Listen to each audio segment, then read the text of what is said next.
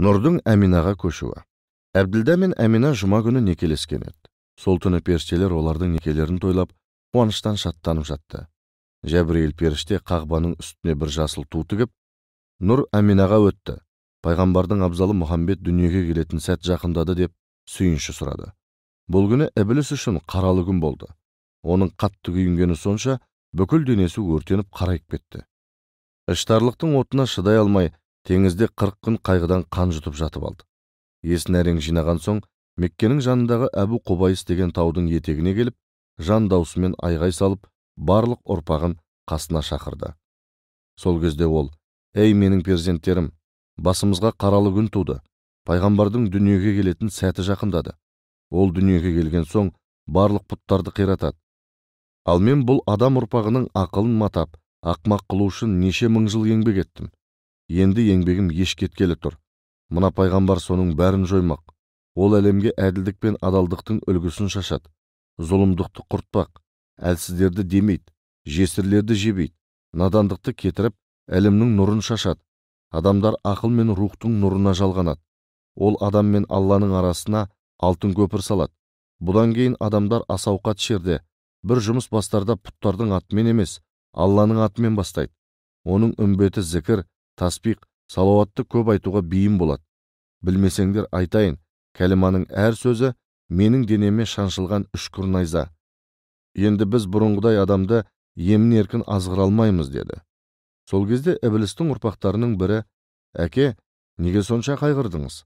Осыған дейін де талай пайғамбар келді ғой. Олар да елін тура жолға бастады. Тіпті Тәңірмен тілдесіп, кітап алғандары да болды. Бірақ олардың да қауымын қараңғы түнекке апарып қамадық. Бұл жолда солай болмай ма? Соңғы пайғамбардың қауымын азғырту соншалықты қиын ба?» деді.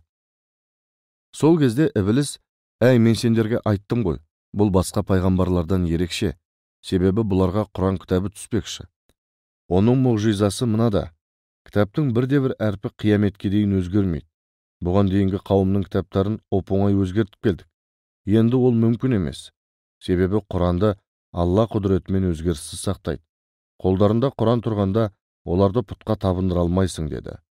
Сонда ұрпақтарының бірі: «Егер олардың ілімдері өсетін болса, біз де соған сәйкес арбаудың амалдарын арттырамыз. Ендігі заманда оларды тек қана абырой мен атақ жарыстыратын мінсіз тіршілікке байлауға тырысайық. Құран жаттаған көз ашық ғалымдарын атақ құмарлыққа қызықтырайық. Тақуаларын құрметті болуға құмар қылайық. Байлары той жасап, мал шашып жарыссын. Би шешендерін қызыл сөзге үйретейік. Хәкімдері шын сөзден емес, әдемі сөзден ләззат алсын. Біз ендігі жерде керісінше олардың қарым-қабілеті мен дарындарын аша түсейік. Сол кезде олар өздеріне тамсанып, атақтарына малданып, өзінің жеке басына табынатын болады», деді. Мұны естігенде Іблістің көңілінде үміт оты оянды. «Ай, жарайсың сабазым. Ендігі заманда оларды пұттарға шоқындырып қажеті жоқ. Ең дұрысы, өздерінен пұт жасау керек. Сол кезде Құдаймен ісі болмайды.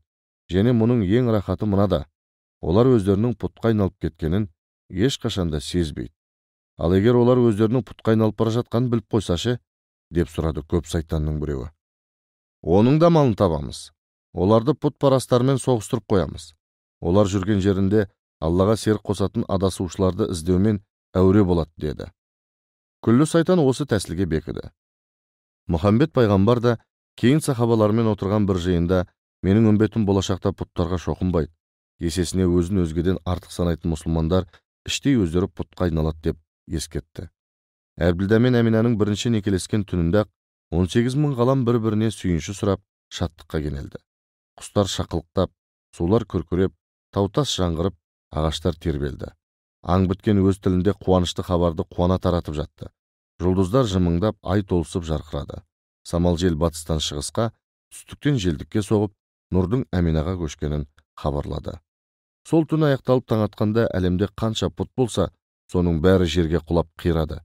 7 қат жердің астындағы Іблістің тағы опырылып сынды. 9 ай бойы оның қолы кісенделіп, аузы буылды. Әлемдегі патшалардың барлығы төсегінен төңкеріліп жерге құлады. Мұхаммед дүниеге келердің қарсаңында Меккеде бірнеше жыл қуаңшылық болды. Тырс еткен тамшы тамбады. Ағаштар қурап, шөптер шықпай жатып күйіп кететін. Қуаңшылықтың аяғы ашаршылыққа ұласып, ел күйзеліске түскен еді. Ұлық Алла Мұхаммедтің құрметіне Меккеге қалың бұлт жіберді. Бірнеше күн қатарынан нөсерлетіп, кенезесі кепкен жетім жердің құнарын қандырды. Бұлақтар мен жылғалардан қайтадан су ақты. Айнала көгорай шалғын белге айналды. Бұл жылды Сәннәт Уль-Фатх, яғни жақсылық жылы деп атады. Әмина анамыз пайғамбарға жүкті болған кезде ешқандай ауырлық сезбеді. Аяқ ауыр болса да, ауру сұрқау жоламады. Далаға шықса төбесінен бір бұлт саясын түсіріп еріп жүрді. Жерік болған кезде түсінде Жебірейіл періште келіп, жәннаттың кәусарын ішкізді, жемісін жегізді. Сөйтіп, жерігін басты. Бір күні түнде түс көреді.